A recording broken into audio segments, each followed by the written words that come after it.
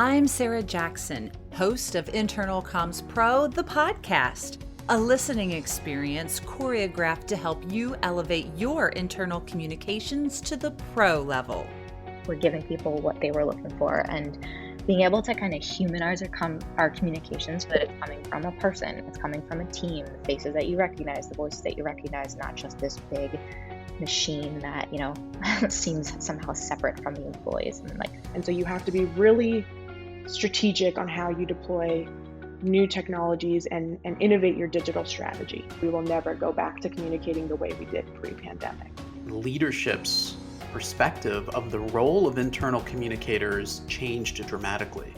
Now they're in a very strategic role because leadership leaned on them during these tough times, and it might be one of those lightning rod moments that we'll look back on and say, that's when things really changed for us.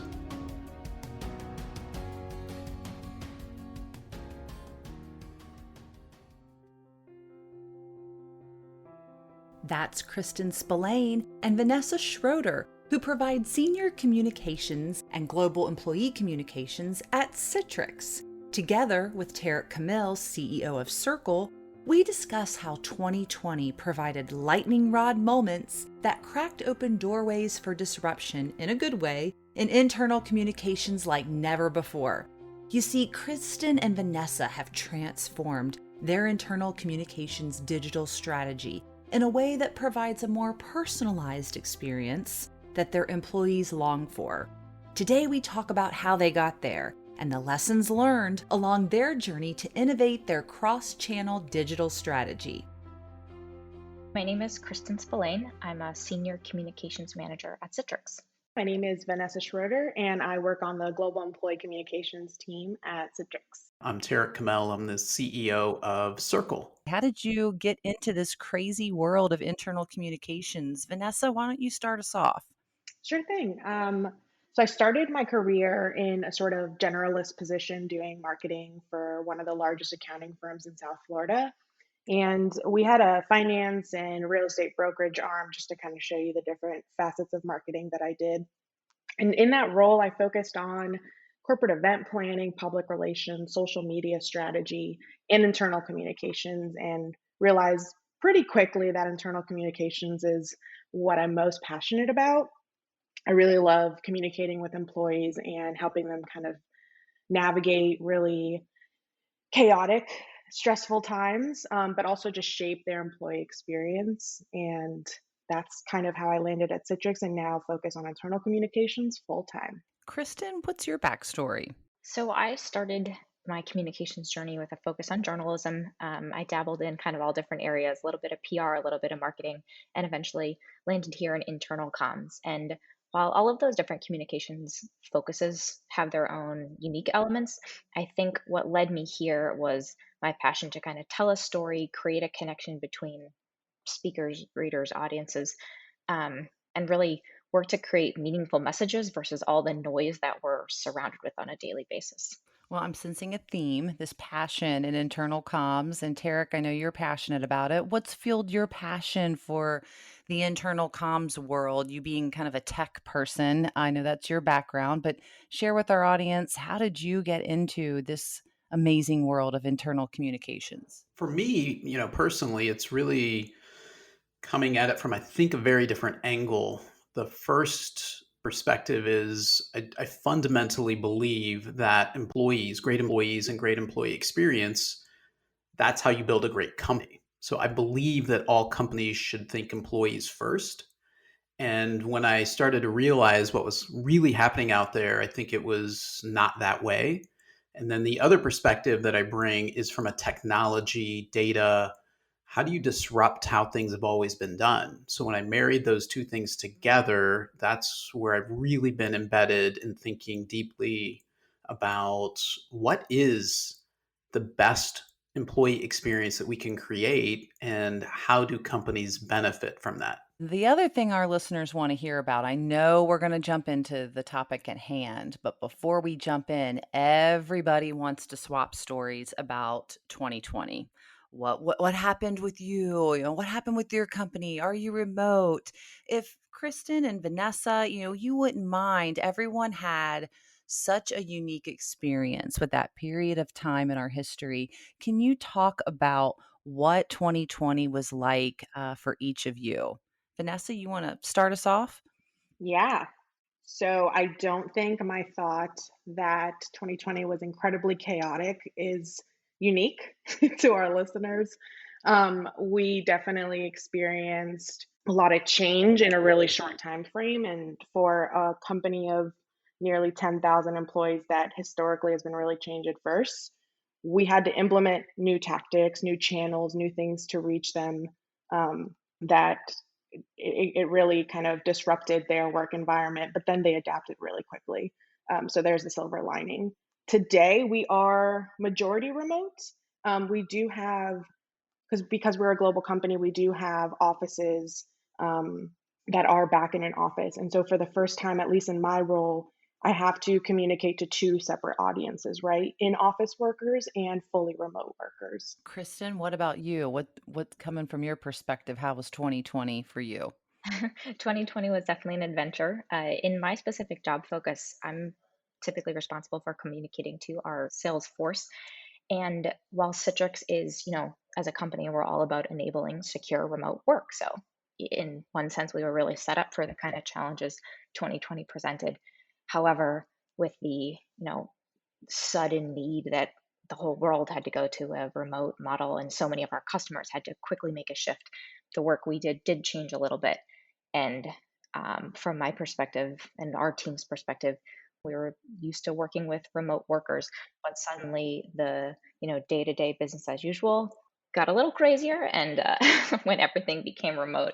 So we really had to consider the volume of information we communicated out, also just taking into consideration all that pandemic situation induced distraction and I think added challenges. So taking that remote work from business as usual to business as very not usual when everything became remote is definitely the theme of our 2020. Sure, sure. Well, I know we're going to get into it. Tarek, before we do that, talk about your perspective of 2020, being a CEO of a company. And if you also wouldn't mind, maybe more broadly talk about some of your customers, kind of what you saw throughout the landscape there last year.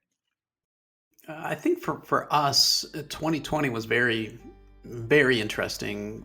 Similar to what Vanessa and Kristin said, we were set up really well to work remotely. So I don't think we missed anything. In fact, it was probably the opposite. And one of the things that I worried about is people working too much. So we literally had to communicate, don't work as much.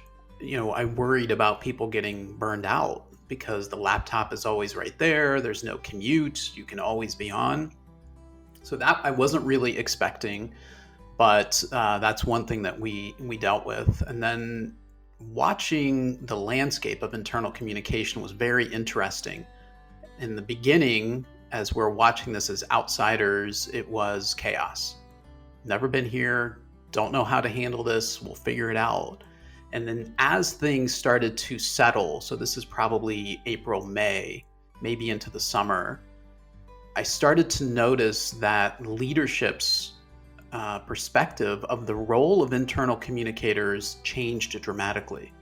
Whereas before, one of the things that we sensed was a lot of just tactical, do this, put it out. Now they're in a very strategic role because leadership leaned on them during these tough times, help us figure this out. And where I'm hoping this goes is that it continues to be a strategic role. It should be. And if it takes something like COVID to elevate the view of what internal comms is really doing for a company, then that's a huge positive that I would look back at 2020 and think about internal comms as a discipline. And it might be one of those lightning rod moments that we'll look back on and say, that's when things really changed for us. Vanessa, I want to toss to you here in our prep call. You talked about, your workforce going from 15 to 98% remote overnight. You mentioned the phrase, I think you can't talk at an employee. What's your take on this? And, tossing back, referring back to Tarek, the leadership perspective, did you see that with your own experience? Definitely. To Tarek's point, we definitely have elevated the presence of internal communications at Citrix. Um, we are now more strategic partners 100%, but also kind of consultants. People come to us to kind of seek our guidance and advice on how to proceed when communicating anything tied to the pandemic or even just natural, like rhythm of the business type communications.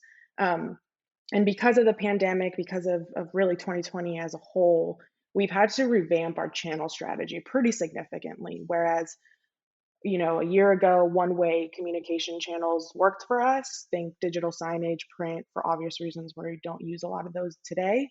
A lot of our communication channels now have to be two-way, and employees have told us this. It's not like we solutioned in a silo, right? Employees have said, we need two-way communication. We need the channels that the communication team leverages or the leadership team leverages at Citrix to offer a feedback mechanism so we can ask questions, we can give insights, that sort of stuff. So that's been a big change for us. We've had to overhaul almost our entire communication strategy in a really short time span. hmm So let's go down the road. Talk about that journey and of what it was before and then what it is now. I'm hearing you've got some disruption in this space. What makes it so different? What do you kind of lay it out for us? What are you doing that's different? I think for global employee comms, I mean, other than really revamping our channel strategy, um, we're also talking to a remote workforce. And so the way we word things has changed. Um, a big thing we've introduced too, which I think maybe other companies have done as well, but we're now partnering really closely with our external messaging team. And so the benefit of that is we ensure that the messaging from Citrix is consistent both internally and externally. And we're giving employees either a first look at things that are coming from Citrix or we announce it almost at the same time. And so historically, sometimes employees were kind of last to know, and today we've revamped our approach so that they're included in the entire communication strategy and employees are notified at the right time. And there's no longer that feeling of, why didn't I hear about this sooner?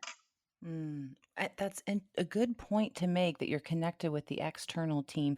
Kristin, I know on our call and the three of us were talking while we were prepping for this about not only internal communicators becoming elevated, and now they're getting perhaps the budget and the resources for things that they wouldn't normally have received. But then you mentioned something about, hey, we've been building this communications engine for some time now.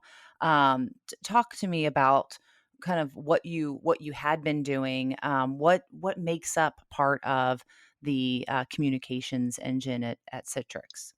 Sure. So for different teams, it's a little different. For my team specifically, where our target audience is our sales folks, we've really been going through this constant cycle of feedback gathering, measurement, and innovation to try to get the messages that our sales teams need to them in the most efficient and engaging way possible.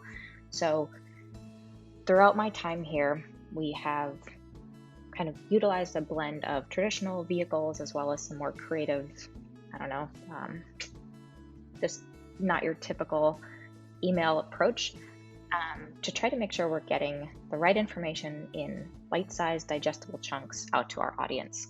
And really what our cycle looks like, I'd say, is, we start with an idea, we set goals, measurable goals, we go through our period of communicating and measuring, and then there's always this cycle of analysis and evaluation to see, what did we do? Did it work? What can we do to improve? What worked well? What do we want to continue? What do we want to change?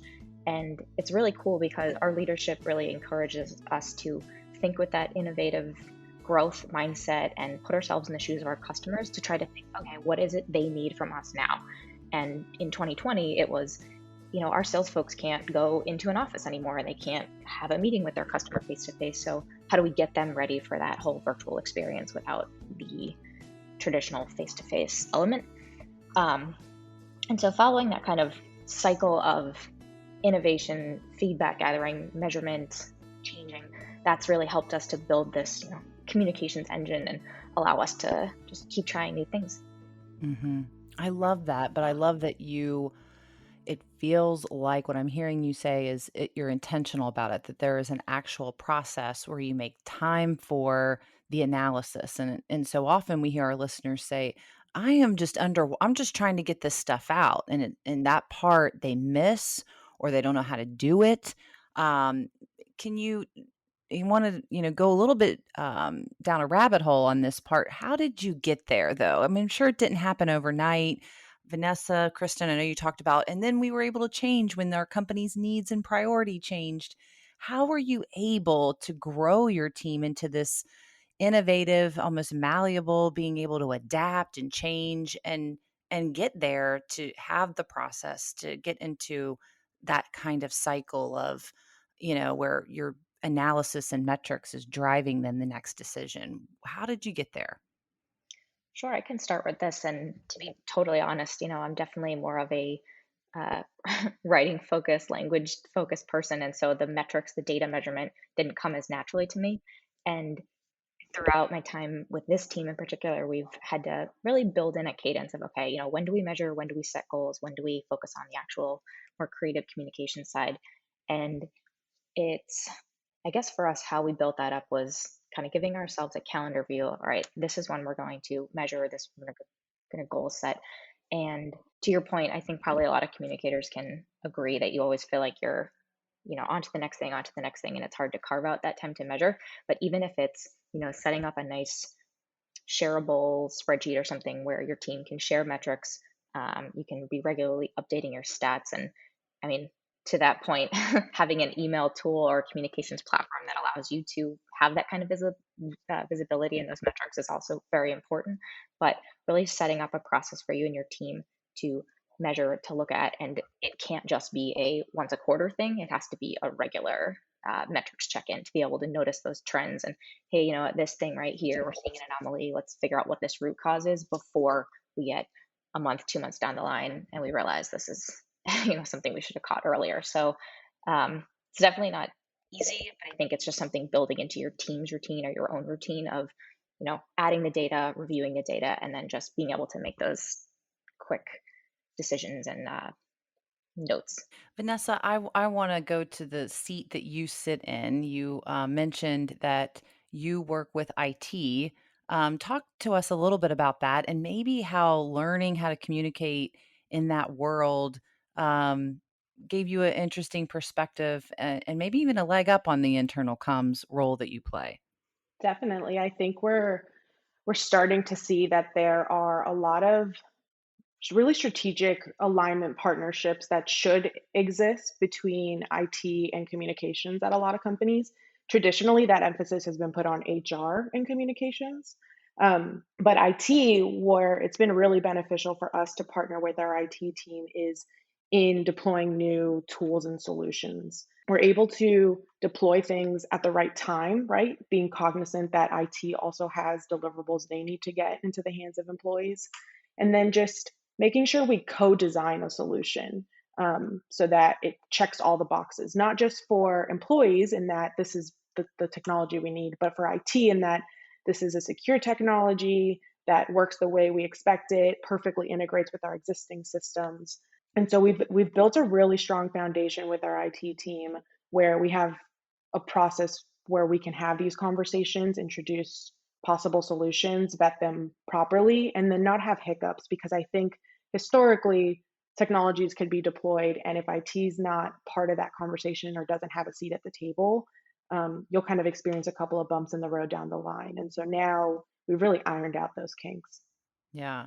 Well, and I want to hit on this point because a lot of our listeners struggle um, to work with IT or it's a blind spot for them. Tarek, I want to toss to you, having background in IT.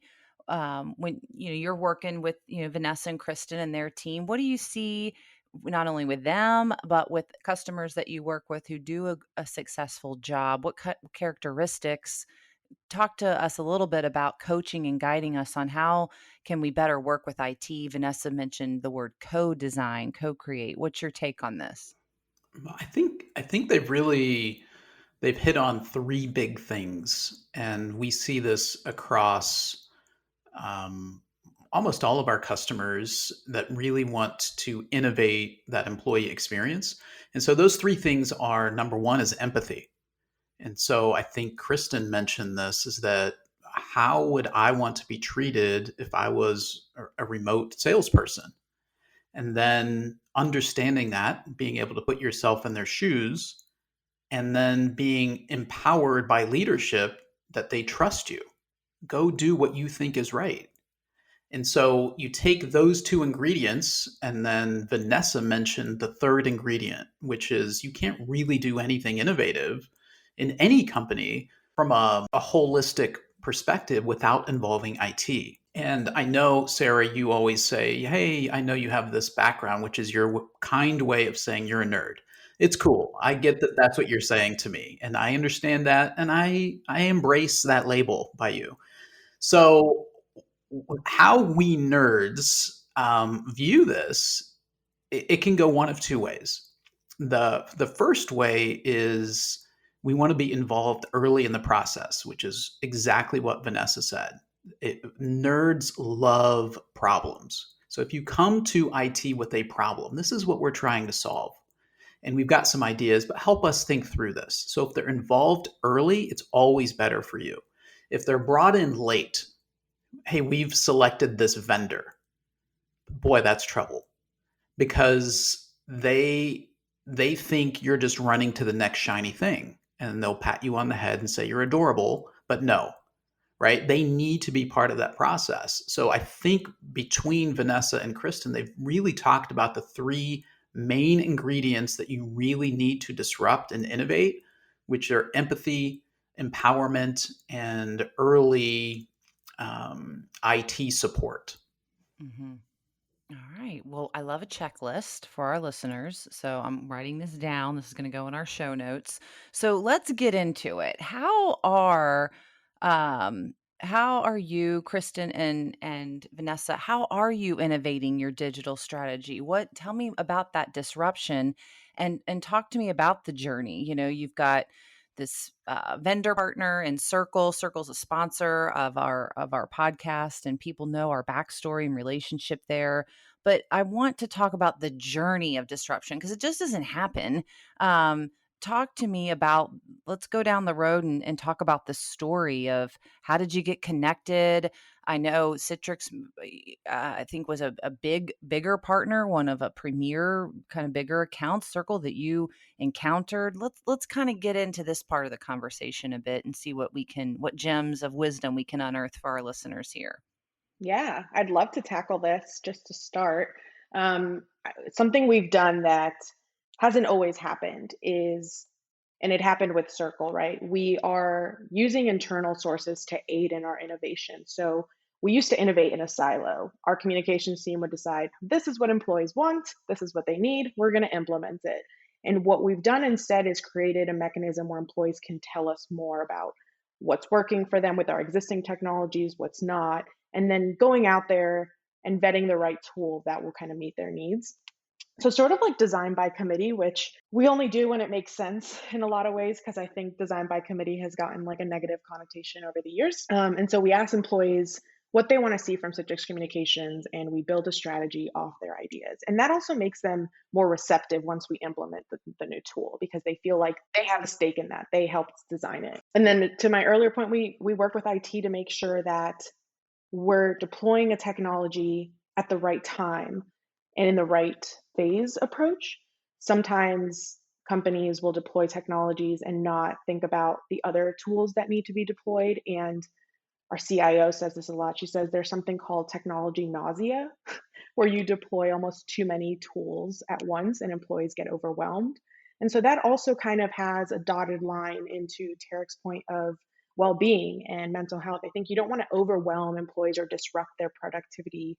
And so you have to be really strategic on how you deploy new technologies and innovate your digital strategy. And I love that point. Like, how do you disrupt without being disrupting?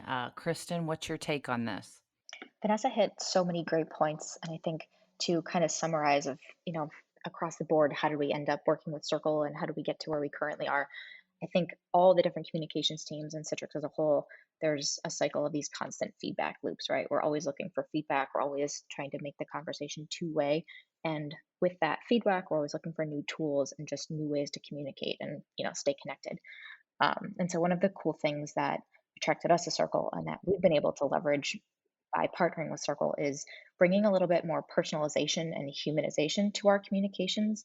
And I think, especially like we talked about earlier with the challenges of 2020, that was one of those things that people were kind of missing is, you feeling like you're being put, there's so much coming at you, but you're not getting that same, connection and that in person experience that you once had given the whole pandemic situation. So, with our, I guess, across through our journey with Cerkl, we've been able to drive more targeted, personalized communications, and we're seeing really good traction with that and good feedback. It's, we're giving people what they were looking for and being able to kind of humanize our communications so that it's coming from a person, it's coming from a team, the faces that you recognize, the voices that you recognize, not just this big machine that, seems somehow separate from the employees. And like Vanessa mentioned, getting that two-way communication versus just pushing has been a really cool part of the journey for us. The Internal Comms Pro Collective is proudly supported by Cerkl Broadcast. Now, listen, I know we have the CEO of Cerkl on our show today. Some of our listeners might be asking, okay, we've heard these Cerkl ads on these episodes, but what is it already? In a nutshell, Cerkl Broadcast is a software that empowers internal communicators with time-saving tools, making it easier than ever to deliver the right message to the right person. The software allows you to publish need-to-know information like your open enrollment deadline, along with your other content like invites to employee resource groups, but you can do it all from one place.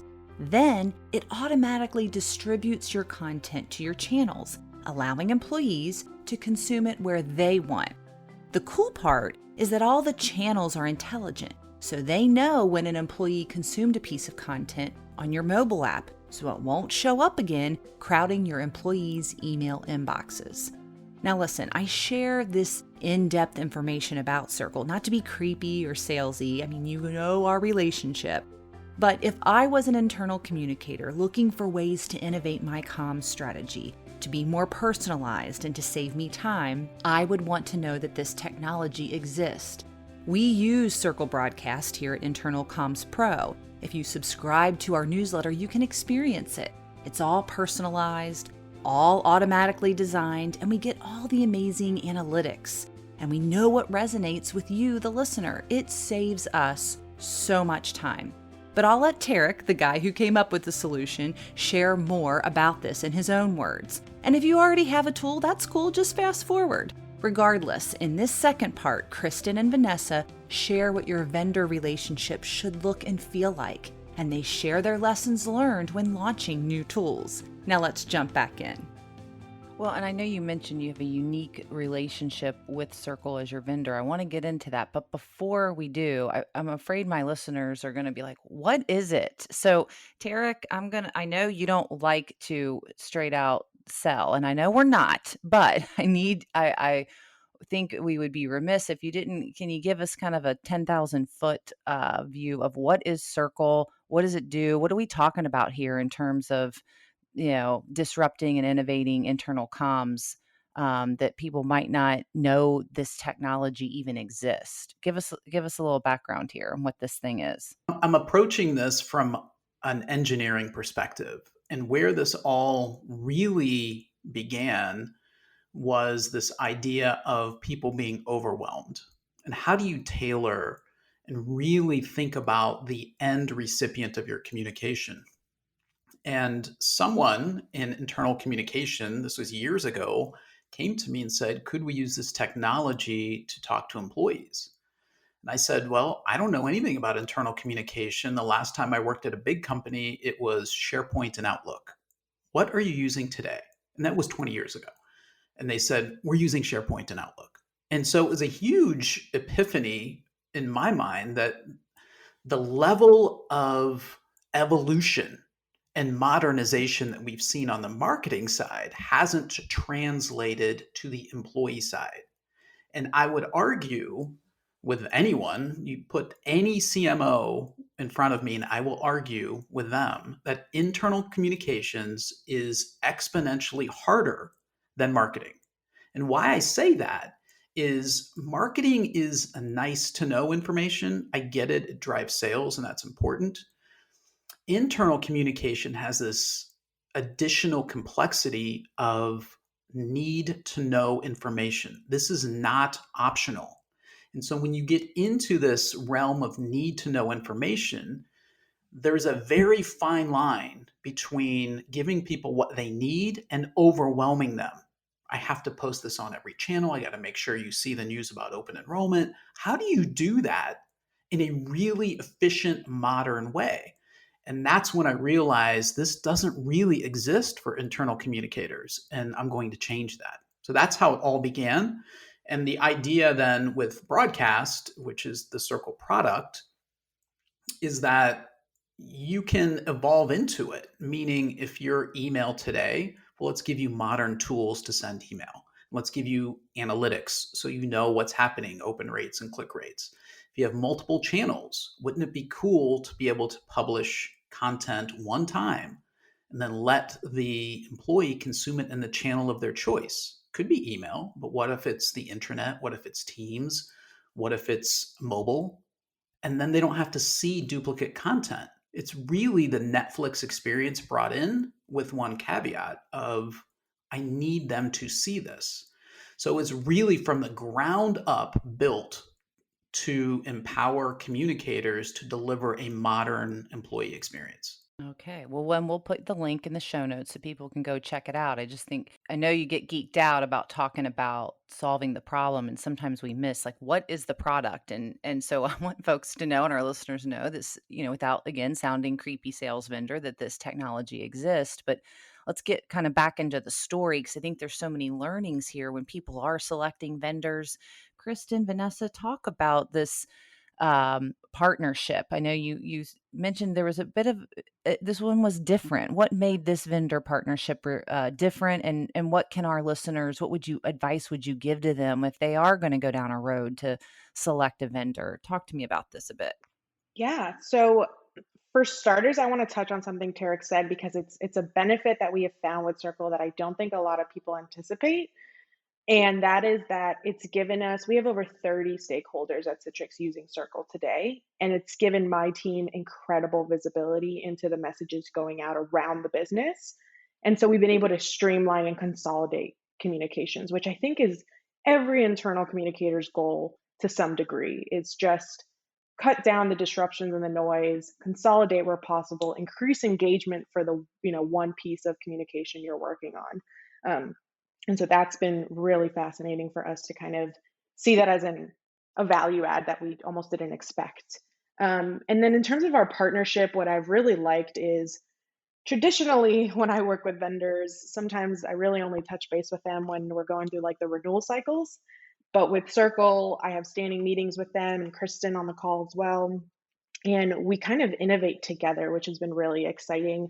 The 30 stakeholders that use Cerkl today across Citrix feel comfortable coming to us, to Kristin and I, and saying, we'd like to see this in the solution. And then we take that information to Cerkl. And I would say a majority of the time, it'll kind of make its way onto the roadmap. And we've never had that process before. We've never had that type of relationship. And we've never been able to influence the innovation of an external company that we partner with. So it's been really exciting to work with Cerkl in that way. Yeah, the only thing I would add to that is it's been really cool for us. So on the Citrix side, we come up with like, wouldn't it be cool to be able to do X, Y, and Z? And like Vanessa said, being able to bring that to Cerkl and say, hey, this is what we want to try to do. Can we do this, or how can we make this work? And have it be a collaborative process where, there's not always a magic button of like, sure, boom, here's your wish granted. But it's just cool to be able to collaborate and work toward those more lofty, innovative goals. And Tarek, hearing Vanessa and Kristin talk, is this typical? I mean, what talk to me about your relationship with Citrix. And I know, when your team gets to a hold of of companies that see the light and that want to run as fast as your team does. Talk to us about that. What's that interaction like? I think, of course, it makes me feel really good to hear those things. Where we come from is we love. I think our whole culture loves solving problems. It makes us feel good. So if I go back to how do you disrupt internal comms, we said there's three ingredients. There's empathy, empowerment, and then IT buy-in. And we're no different. So when we hear Vanessa and Kristin come to us and say, hey, would it be cool, or how could we, those are our favorite ways to start a sentence because we have lots of empathy. And it's not a transactional, this is not a transactional business sale. That's not how we think. This is, if you are not successful, we are failing you. We have one goal, is to drive value. We just want to create as much value for you, and we want you to love what we do, and we want you to know that we're going to grow with you. I think that's really important, that we're listening and we're your partner. So that's how our whole company operates. I think from top to bottom and bottom to top, it's very much empathy driven, and that's how we get better. So I love hearing Vanessa and Kristin say those things. Vanessa, Kristin, you're almost personally growing your kind of professional influence within Citrix. Is that fair to say? And if so, tell us a little bit more about that. I mean, are you using metrics? Give us the secret sauce. If I'm sitting at my desk, I'm like, I want to be like them. I want to have IT on my team. Give us some tactical tips of how did you get there? In my experience, I'm probably very lucky to have leadership and just the support of the organization around us that values what we do and our communications team. But I guess given the current situation and how we've kind of elevated ourselves is really uh, making it a point to understand the overall business goals and our department goals and figuring out how we can tie our work to those business goals and how we can impact kind of those big priorities. Because while it's easy to explain to other communications folks, here's all the reasons we're doing great stuff and here's what this means in our world, I think one of the biggest things is you have to be able to relate what you're doing in your work back to the bigger organization picture and make sure that those different facets of the business understand your impact and understand your value. So from a measurement perspective, I mean, we track typical communications metrics like viewership, consumption, open rate, engagement rate, all that good stuff. But our constant challenge is how do we relate those communication metrics back to kind of bigger business impact? Vanessa, you got anything on this point? My initial thought was that the reason we've been able to be so successful, not only because our leadership is so supportive and sees the value in what we do, but also because we've been encouraged to keep employee experience at the core and center of everything we do. And that's really helped us kind of frame our mindset and then work cross functionally. And so today, when I look back at the last, say, 12 months, what's been really beneficial is we've kept that mindset, we've worked across the business, and we've made sure that everything we delivered, even though sometimes it does feel like we're building the plane while flying, it's impactful and it resonates. And we saw that. So just at the close of 2020, we did, of course, our global employee survey to kind of get that employee sentiment on how did we do, right? How did we handle this unprecedented time, this massive change in chaos? And we had historically the highest employee net promoter score in the history of Citrix. Employees were like, you guys killed it. You're doing great. We don't know how sustainable that is, but now we're taking those learnings and trying to apply them to the future state. I personally, it's my humble opinion that we will never go back to communicating the way we did pre-pandemic. Hmm. So I'm hearing a lot about, hey, we got the data and we asked our employees and we did this survey and we have these metrics. And I think that really speaks to kind of the science of internal comms. I want to push here a little bit on both of you, Vanessa, Kristin, and then I'll jump to Tarek. Talk about the art of this because you get this great data. How are you communicating the success back to the business partners that, hey, we did help meet this goal? Give us some maybe tactical. Is it a report? Is it like, hey, I got a series of superpowers here and sound bites here, and I'm going to pull them out at this point, at this board meeting, and remind leadership. How talk about the art and the nuance of this so that people who are doing great things know how to tell their own story about their own success. Yeah, I love this question because I think you're right. You are pushing us to kind of challenge ourselves. This, for in my view, it's early days for our metrics strategy. We have gotten really comfortable collecting the data, but the analysis component is where we want to focus next. That's like phase two. We use like a crawl, walk, run approach, and we're now in like the walk phase. Today, when we report out metrics to the business, it's very ad hoc, right? There's no formal process. We have leaders come to us and say, look, we want to report to the board about how we handled XYZ. What do those metrics look like?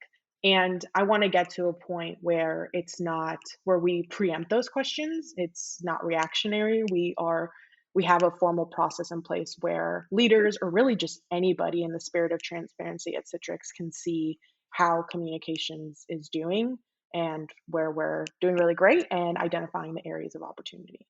Mm-hmm. Kristin, you have anything to add on this? The art of how you're communicating those successes back up to the business leaders?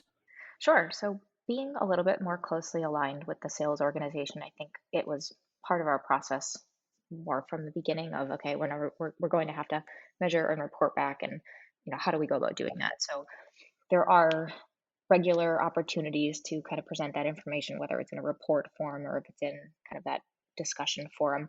But within my team, I look up to our more data minded folks that we have that process of measuring, collecting the data, and then taking a look at it. And it starts on a team level, right? Of looking at the numbers, saying, hey, this is what we saw. These are some suggestions. Here's the analysis. And then as a team, we work to kind of roll that up the line. And depending on what level of leadership we're getting to, we're pulling out the important facts for them. And so while it starts as, a data report, spreadsheet type thing, that can take the form of a PowerPoint. It can take the form of a written report, or it's a presentation where you're delivering to an audience. But the most important thing is kind of taking it from that granular level, using the team around you to figure out what the important data points are, and then, using your communications forte to figure out what the best method or the best audience for that data delivery. Vanessa, I love you being open and vulnerable, saying, "Hey, we're not there yet." I think it's important for our listeners. They view, someone like Citrix, like they have it all figured out. So I love that you're like, "Hey, we're not quite there at that point yet, but that's something we're going to do." So I appreciate you being open about that. Tarek, I want to toss to you from you have this other interesting lens of a CEO and think about your own team or think about for me, if you can share stories of other communicators who have done this really well, who have sort of cracked the code on the art and science of this, that you've seen them go get budget and navigate through all the departments. What characteristics of, um, if I want to go be like Vanessa and Kristin, what characteristics or skill sets do you see the innovators have? I think they are on it. So what we normally see is the first thing being a deep understanding of what is important to our business, what really matters. What are the strategic objectives for this year? And how can we assist with that? So that is the first piece. And it sounds like Vanessa and Kristin are thinking through this and really tied into what makes this business go. So that's the first piece. And if you're not doing that, you need to get there with leadership and really ask those questions. And as a CEO, I would say you shouldn't feel embarrassed to ask. I would be delighted that you're coming to me and you're asking, how do we know that we're successful over the next 12, 24, 36 months? What metrics matter? And then how can we think thoughtfully about the role of employee experience and communication in helping us get there. So that is the first part, is where we headed. The second part, and I bashed marketing a little bit earlier, maybe. No, And you're going to get me in trouble. this is one thing they do really well, is they take credit. Internal communicators are, and not to generalize, but generally, they are so humble. They do not take credit for all the amazing work that they're doing. So if you know that this is really important to our business, and this is a strategic objective, and you start measuring, you should be taking credit for this. So we talk about things like open enrollment and what's the value of that to our business. And we talk about things like, in Kristin's example, if she's responsible for sales communication, right? What in our organization, what really matters? She can now say, we did this. That drove this much value to our bottom line. That's exactly what marketing is doing. Internal communicators historically don't take that last step. We drove value. Let me prove it to you. That's where you are really looked at with reverence, kind of like marketing is now. So internally, if I could give one suggestion to internal communicators, it is stop being so humble. You are doing amazing things, and you should take credit for that. And that is how the rest of your company talks. They talk about ROI and taking credit for value that they're driving. So it's not, it might feel awkward in the beginning. Once you start doing that, I think you will see and feel how much it's appreciated by the rest of the organization. Vanessa, any thoughts on this point?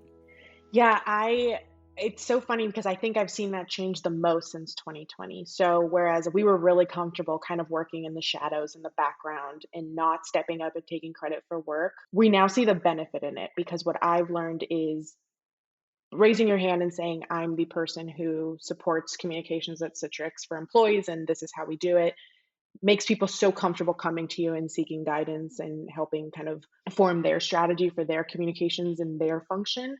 And so I couldn't agree more. I think it's time that it's internal communicators raise their hand and say, this is how we can help. And this is what we do today, and this is what we can do in the future, because we've always just kind of operated in the background, and it worked for us. But I think after 2020, realizing the value that internal communications brings to a business, we need to be more vocal about how we can support the different communication efforts across a company. Well, and I love that's the point of this show, is to bring both of you, Vanessa, Kristin, out of the shadows onto center stage and to hear these stories. Tarek, I love the wording and the question you give us to help put the polish on of what question, what powerful question can I ask my CEO? Again, we'll put all that in the show notes.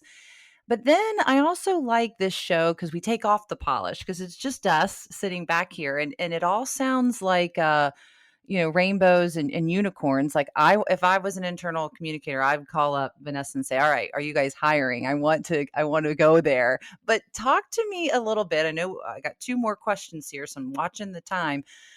Talk to me about the failures, though. What wasn't so rosy? And why I ask these questions is because it's within those moments that you have the biggest learning. So, on this road to disruption, if you could look back and say, oh, yeah, we really screwed that up. Hey, when you go down this road, here's a warning, fellow brethren and sisterhood and internal comms. What learnings have you uncovered by going down this road of innovation? I'll start with Kristin here on this one. Sure. So I think back about my time working with this team and at Citrix. The first thing that's really cool with our team is that we do have that encouragement to, like, be innovative, try new things. As long as you're going about it with a plan and that you have, solid reasoning behind it, it's okay to fail. But you mean be smart about it. Um, but I think one of the biggest learnings that I've taken away is make sure you're doing things from an empathetic point of view, right? If you're going to try new vehicles or you're going to try new things, think about it with your customer in mind. And so for me and my team, our customers are, our internal audience, our sales folks. It might sound like a great idea to us, But if we put ourselves in their shoes, okay, how am I going to consume this? Is this actually going to be helpful to me? Is this going to be easy for me to make, part of my daily routine? And is it going to be easy for me to use this information or this communication? And the more we continue to put ourselves in their shoes and be empathetic, I think that helps us course correct. And it has probably led to some of our misses in the past that were definitely good learning experiences. But the big takeaway for me is empathy. Vanessa, give us some scoop into a failure. Come on, it's just us. It's just us. I know you Uh, got one. No, and I'm sad that we don't have a ton of time because there's probably a long list that we could all kind of crowdsource and share. But the one big one I would say, at least in the last year, is make no assumptions, right? A big part of my role is to deploy new technologies and solutions for communications and employees. And I've made so many assumptions during this approach that I've always been kind of proven wrong, which I love because it's a learning opportunity. But yeah, make no assumptions. Just recognize that you have no idea how an employee is actually going to engage with a tool. An example is, because I know that's very vague, is we deployed a technology and I wholeheartedly assumed that the technology was going to do so well because it had a mobile app. And so I put all my eggs in the mobile app bucket and I'm like, this is why it's going to do so well. I set the metrics of success around the mobile app. Come to find out, employees did not use the mobile app. They use their desktop version. They prefer to use their desktop. And so I was quickly proven wrong and it was a learning experience for me. That's so good. All right, last question. I'm going to hit the three of you with this one. So, what is on the horizon for 2021? I've got three disruptors here on the call. What are you looking at doing? What's next in your road of disrupting this space? What are you excited about? We get this question all the time. What's the new trends or ideas or new tech that's out there? What's happening? What are people doing? I want to know what's coming or what should internal communicators be looking for and looking to do. So I'll start from more of a general perspective. I think we've probably all felt the inbox overload at some point, and while email is such, a tried and true method of communication, we're always looking to continue to streamline our communications, innovate, and looking for new platforms and vehicles and tools to continue to get that bite-sized, digestible information out to our audience to keep them informed, but not feeling overwhelmed. So that doesn't, I mean, we're still kind of on the searching and testing phase, but that's generally our goal is looking for those new ways to get the good stuff to the people who need it. Great. Vanessa, what are you getting get excited about? Well-being. So I feel that well-being is going to be a huge theme for internal communicators everywhere. It's going to be something that will have to seed into all of our communications. Frankly, it's something we should have been incorporating a long time ago, but it's just become so top of mind today. And we need to make sure that employees are bringing their best self to work, but we have to remember that they only have one self. And so their mental, their physical, their work life, their personal life, it all has to be kind of in accordance. And so well-being is going to be a really hot topic that internal communicators are going to have to focus on that we didn't traditionally focus on. All right. Tarek, what is new? What should we be thinking about if I'm the listener sitting here in my seat? What's coming? I think at the macro level, there's this learning on my part specifically that change takes time. And I do get nerded out about these things, and I do get excited that this would be an amazing experience. So the understanding is change in enterprise takes time. You can't go from here to there overnight. And so our learning and what we're feeling now as we talk to customers and prospects that they love having a partner that's thinking down the line with them. What would our employee experience look like 3 years from now? And how are we going to get there? And what are the phases that we would go through? So they feel empowered that they can go back to leadership and say, this is our plan, and here's how we're going to get there. So that makes me feel good at a macro level. At a micro level, it was we're working on some unbelievably innovative things to address the point that Kristin made, which is this inbox overload, and really thinking about email in a brand new way that I've never seen before. So hopefully we'll have more to announce on that in the next couple of months. But I think you're going to see a change. Email will never go away. So let's start with that. But I think you're going to see a change, and I think you're going to see it soon about what actually makes your inbox and how we can help communicators meet that requirement that the employees are asking for. So I'm really excited about the future of internal communication. Well, there you have it, folks. All the lessons learned when you're on the road to innovation. And remember, you can disrupt without disrupting. Now, Cerkl has provided a great resource guide for today's episode. This guide will help you organize your cross-channel internal communications content strategy. You can access this guide for free at internalcommspro.com/show notes. Stay with us next week as our journey to uplevel your internal communications to pro level continues. Internal Comms Pro, the podcast, is produced by the Internal Comms Pro Collective and proudly supported by the Cerkl Broadcast Suite, an entire suite built for internal communicators. Learn more at cerkl.com. And don't forget to visit www.internalcommspro.com/show notes for our free resource guides. Thank you for listening.